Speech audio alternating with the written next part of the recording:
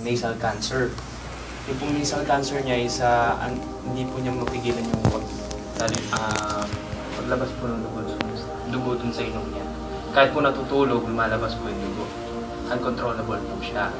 Pero after taking 2 bottles of Eximuse, ginawa po niya yun na 6 tablespoons a day. 2 tablespoons after meal.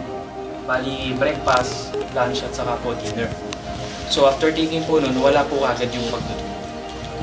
And then, yung pong meron din po siya sa hemoglobin, pababa po yung hemoglobin niya, at saka po yung red blood cells. Kaya po, dati po, nangingitim siya. Kasi po kaya po tayo kuminsan nagiging mamula-mula kapag healthy po tayo. Kasi po yung red blood cell po natin, puproduce po ng mga good cells. So, ang nangyari po sa kanya, hindi na po gumagana yung red blood cells niya.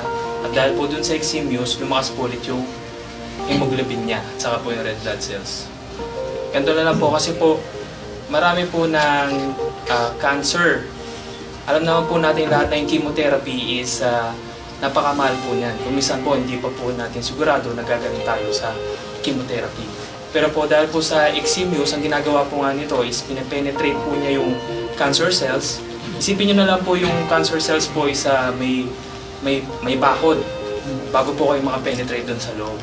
Hindi po ito nagagawa ng paraan ng mga chemo kasi po kumisan ito nadadali pa po niya kalimitan yung good cells ng tao. So dahil po sa Eximuse, binabalatan po niya o ginigiba po niya yung muna yung pader bago niya pasukan yung cancer cells. Kaya po malaki po yung tulong. Then saka rin po sa mga cells regeneration din po siya dahil po meron po siyang enzyme kung saan nakatulong po ng faster cell regeneration. So kaya po yung sinasabi po kanina ni Sir Merlin, gumaling po kagad yung sugat.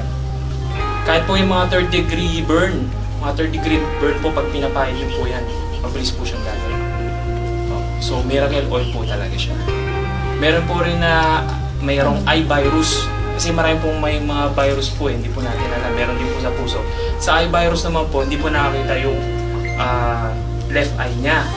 Bali, itim lang po siya. Pero dahil po sa Eximuse, unti-unti po yun, kakaroon po siya mga spot-spot na puti. Ibig sabihin, nagkakaroon ng improvement. E nakatulong na rin po dun yung cells regeneration. Ganon din po yung isa pong client ko na meron pong sakit sa puso. Wala po siyang bara sa puso. Pero mahina po yung tibok ng puso niya. Dahil nga daw po to dun sa electrical current, mababa daw po yung pero wala siyang bara sa puso. Then sabi nung doktor, baka daw po virus or namana. Sabi naman po nung pasyente, wala naman po sila sa pamilya nila na may ganun. So after taking po nung Eximuse, lumakas po ulit siya. Dati po 40 per minute po yung beats ng puso niya. Ngayon, umabot na po siya ng 65. Ang una po nila kagad nararamdaman is yung mainit po na pakiramdam pag tinitake po nila yung Eximuse. Kaya po mainit po yung pakiramdam nila kasi po tumataas na po kagad yung mga yung protection nila sa bodies, yung mga white blood cells. Kasi po ang ginagawa rin po ng Eximuse is kumbaga kung payatot po yung white blood cells natin, ginagawa po niya itong macho. Para magpatay po niya at makatulong din po.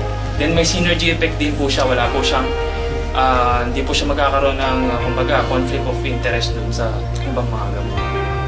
Yun lang po. Okay, thank you. Palakpakan.